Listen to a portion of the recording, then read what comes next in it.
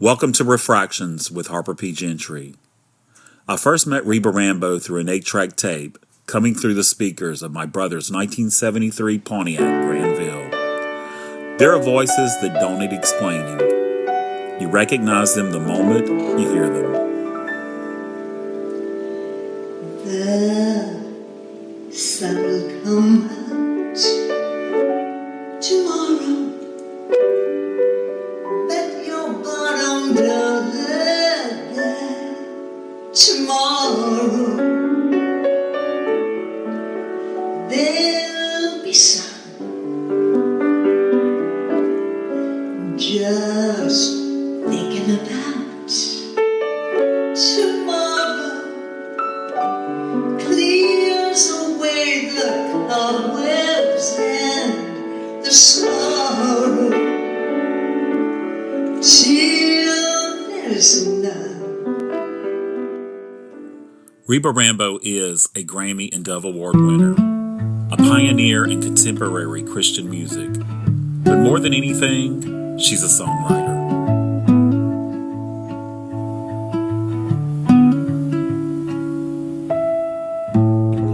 This call is being recorded. These damn mountains, I can't get the signal. Okay. So I had to get a Zoom thing to be able to call regular people. And Right. How you doing? I'm good. Good. Been busy. We've been doing quite a bit of traveling and things, but I'm home now for the holidays, so I'm excited about that. What are you doing now, babe? Well, it's been interesting. The last 5 years has been quite a roller coaster ride. I didn't do anything much for a while, except I did a lot of writing, but I felt like my life actually started over again. And in retrospect, that's good, but when you're going through hell, it's not fun. But I'm writing a lot now, and I've started doing some concerts and started doing some speaking or whatever. I mean, I'm not trying to buy a bus or have a gospel group. I have learned that I still have something to say, maybe more so than I ever have. My voice is a little bit different. It's a little bit lower, but you know what? It's still, it ain't home, but it ain't bad. Well, I'm going to say this. Ain't nobody sing like Reba Rambo. And that's true. You know that. You sing from your soul, and that's something that not a lot of people, especially in today's world, know how to do. Well, and, I'm 72 years young. I don't feel 72. I feel about 40. I feel like now I just have more to say. It's got some seasoning on it. When I watch all the old Patti LaBelle, it was phenomenal, but now I watch her and go, she really knows what she's singing. And that's true. I think, yeah, pain and wounds, they bring out something in you, especially when you learn that there's no place you go that God isn't there with you. You make your bed in hell, he'll be right there with you. He will never leave us or forsake us is as much a threat as it is a promise. Because there was times in the past 5 years that I was so angry, and I told God I didn't want anything to do with him anymore if this is the way it was going to be. And I'm grateful that he didn't pay a lot of attention to me. He knew it was just the pain talking. For a while now, I've seen him be a friend, a husband, a helper, everything that I've had need of. And also, he has worked through people. That Jesus has showed up in a whole bunch of people that have stuck with me and have been there and just let me cry when I needed to. You know who your friends are when you need them. Boy, I have that line, the first line of the song, because trouble always shows you who your friends are. And that's the truth. Isn't that a good thing to know? It's a great thing to know who you can really count on, who you can really trust. Quality, not quantity. Right. And I'm so blessed to have, my kids are amazing. They have circled the wagons around me and have been awesome. Israel comes by every day that I'm home. It may just be a few minutes, but he comes by. He's got a key. They all got keys just to check in and what you need, which is, really, really precious. That's good raising. Well, Mom and Dad did right. So I hope I've done a few things right with my kids.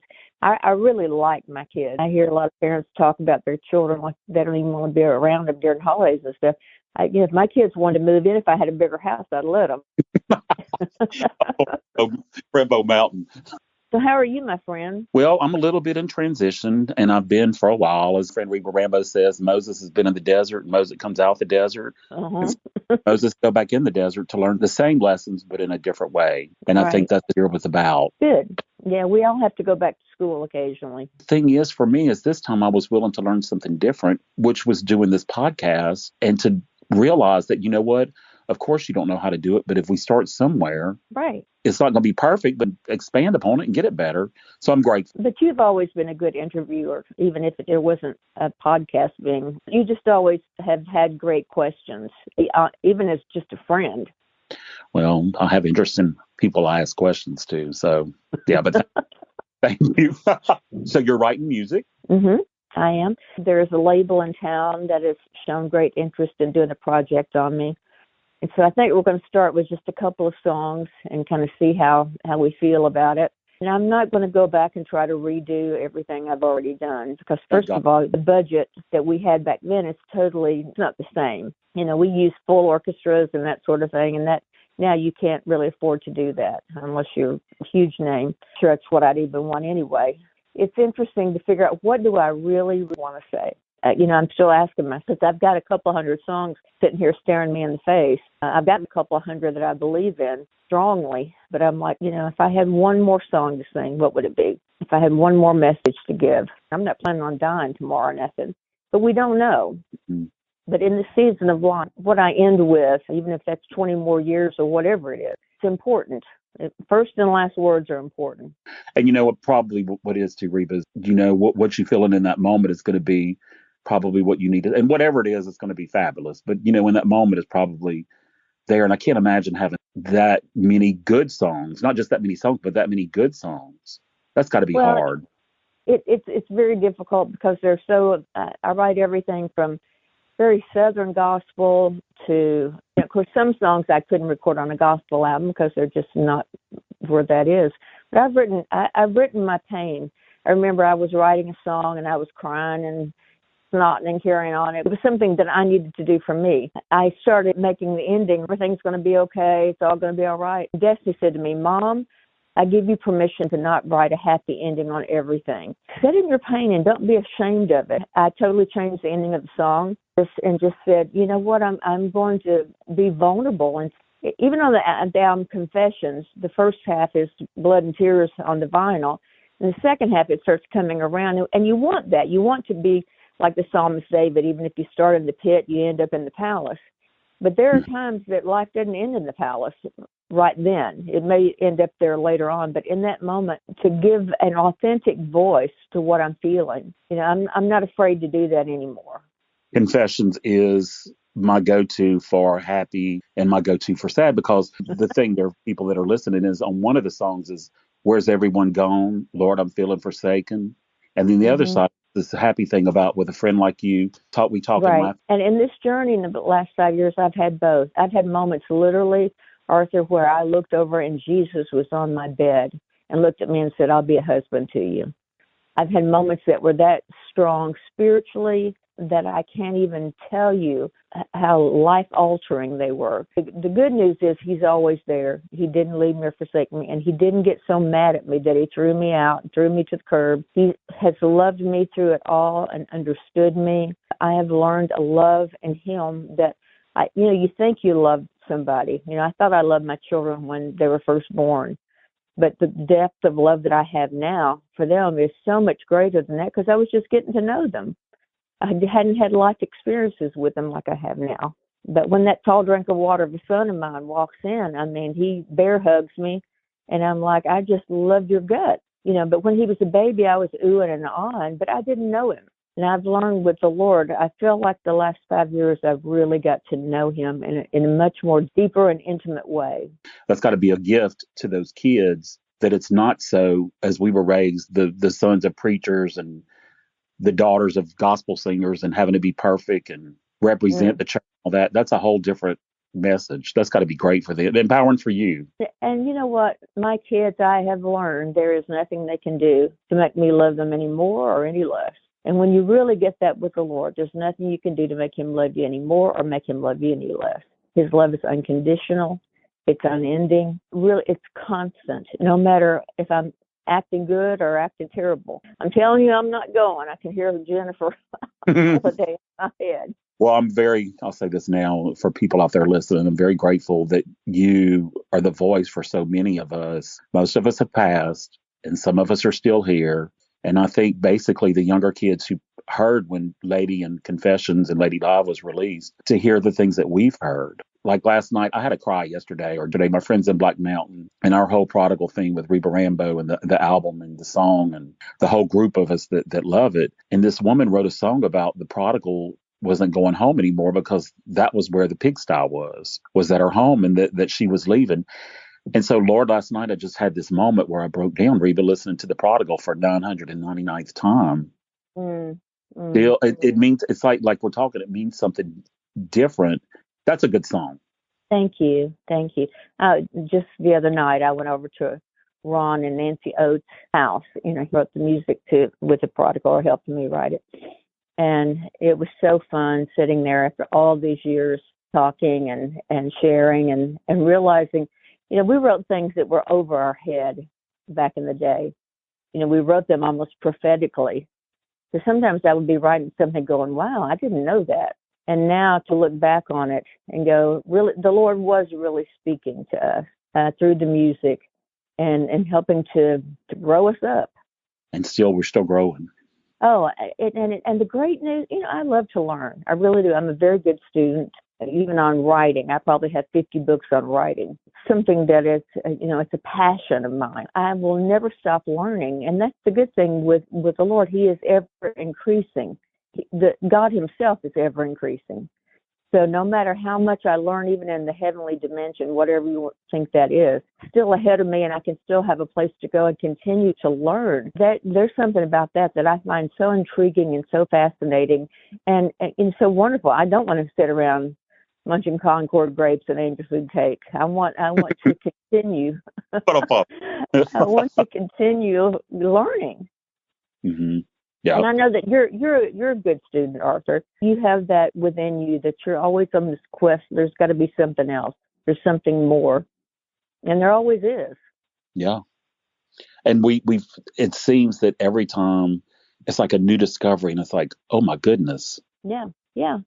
And as the friend that Jesus is, I'm learning the many facets of him, like a diamond with so many facets. But the friend part of Jesus, the way he takes up for me, the way he doesn't talk bad about me, no matter what I've done, love covers. And It's just amazing when I get to really know, what's that old TV show, What's My Line? And they say, will the real John Smith please stand up? I mean, lately I keep hearing, will the real Jesus please stand up? Because when he stands up, I go, you're greater than I ever knew you were. You're more fun than I ever knew you were. But seriously, it's like, oh, we've been through all this, excuse my language, crap, and we could still laugh and have fun.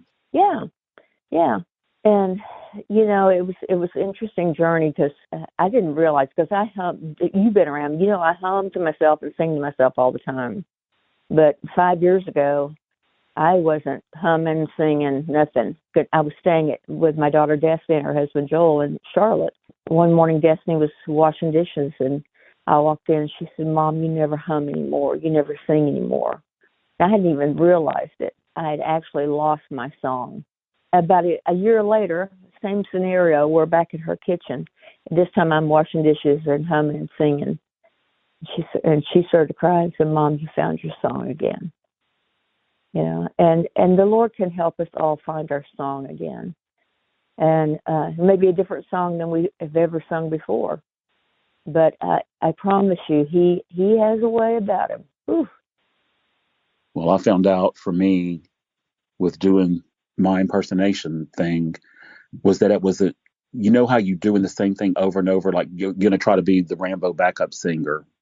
And all of a sudden, them shoes don't fit no more. Right. You could try and sing harmony, but the more you do it, what does this mean? And it's like, just hang on, you're gonna find out.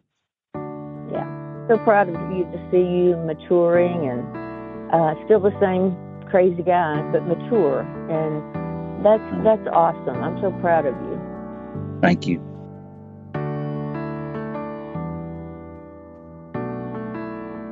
There's so many songs that haven't been sung. There's too many roads I ain't traveled up on. There's too many smiles waiting around the bend. There's so much sunshine I ain't felt on my skin. Ain't giving up now. Reba Rambo.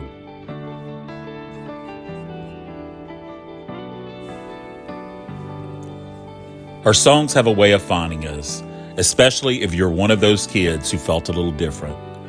A friend of mine wrote this as a tribute to her and to what her songs gave all of us.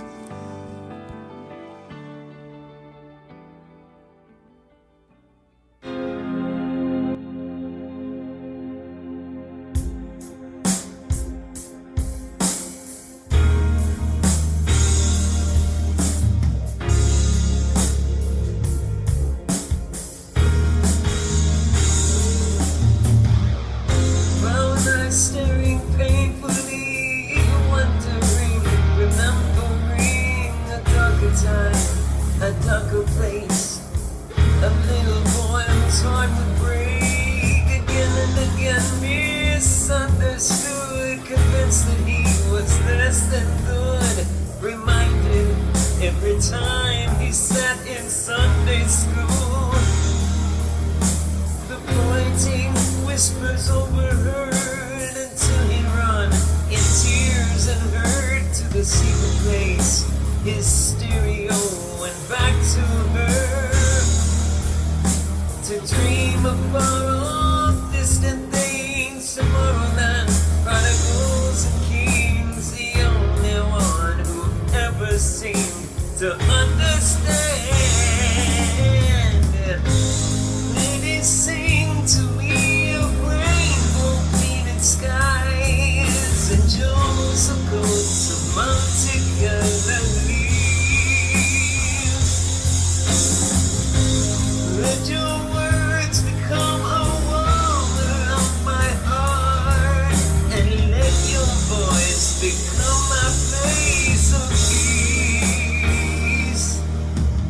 They stabbed him with their judging eyes, they throw the book and criticize. So much for time alone was all that he dreamed of.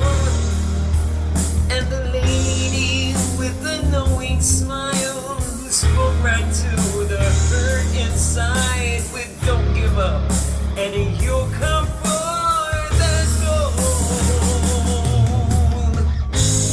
Ladies sing to me of rainbow painted skies and jewels of gold to multicolored leaves. Let your words become a wall around my heart, and let your voice become a place of peace. Times have changed, or so it seems. I still have scars that never leave, and people who condemn, but mostly I don't mind. 'Cause anytime it gets too much,